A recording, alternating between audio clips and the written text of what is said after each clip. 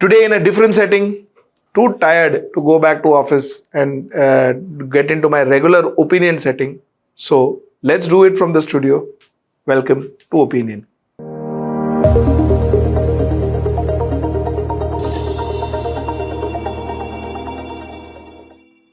I am a person who believes in a higher power.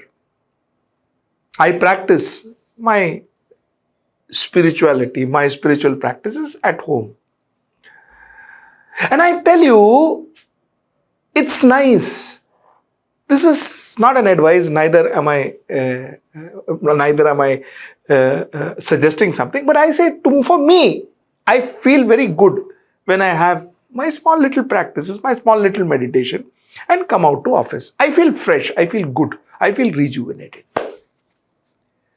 You see, what happens is in 24 hours, there's an X amount of time you should spend with yourself, and if you believe so, with your higher power, you should do that. That's nice. And that time, that 10 minutes or 15 minutes or 20 minutes in that 24 hours is apt. Because that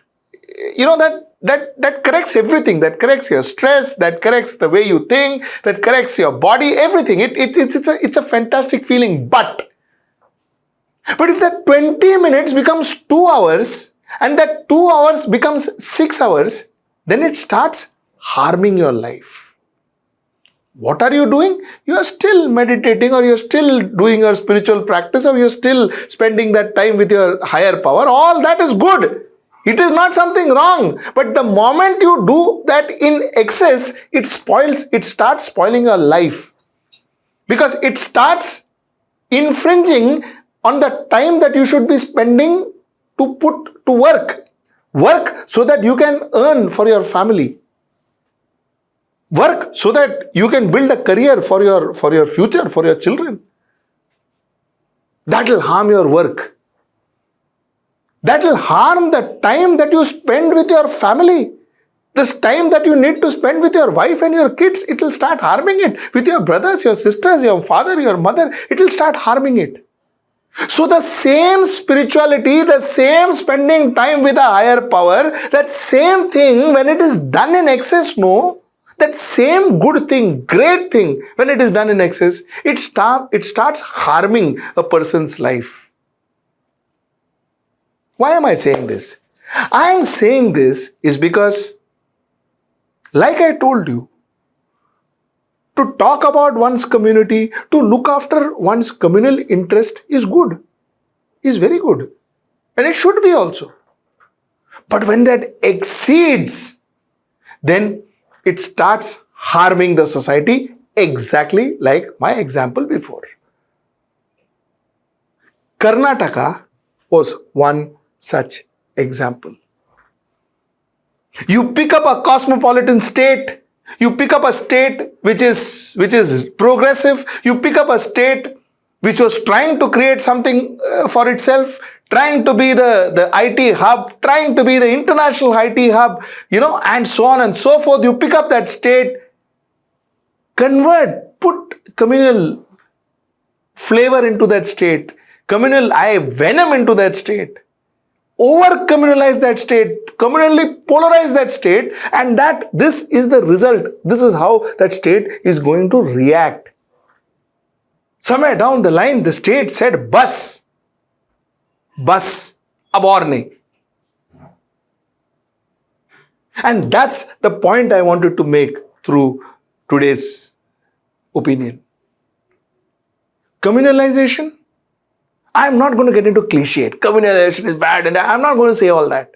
Okay? If you feel that your community should be spoken about, your community should be taken care of, your community should progress, all that is very good.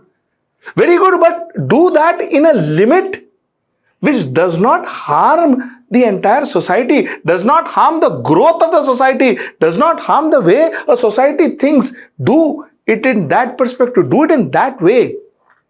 But when you start overdoing it, when movies are made to communalize, when theaters are made to communalize, paintings are made to communalize, poetries are written to communalize, When every second dharna is about communalization, then we are overdoing it. We are mixing communalization into our culture, such a rich culture. The worst thing that you can do to Hindu and Hindutva is by messing up with the culture of Hinduism, of Sanatan Dharma. Or for that matter of fact, for any dharma, when you mess up with the culture of a religion, you're doing disservice to that religion. And that's precisely what the point I was trying to make, and that's precisely what Karnataka spoke to us. And that's the result we saw in Karnataka. I hope India wakes up to this fact. I hope India wakes up to this fact, and please don't comment saying that I am supporting a party or I'm now supporting a party. All I am saying is, I think collectively we should say no to communalism. I am including even political parties to come and form this idea. You see, because when we start rejecting communalism, the political parties will also stop talking to us about communalism. They will start talking to us about development. If we accept communalism, they will give us communalism. You ask yourself, do you want communalism or do you want development? Do you want a better college? You want a better school? You want a better healthcare center? What do you want? What do you want? Ask yourself that question.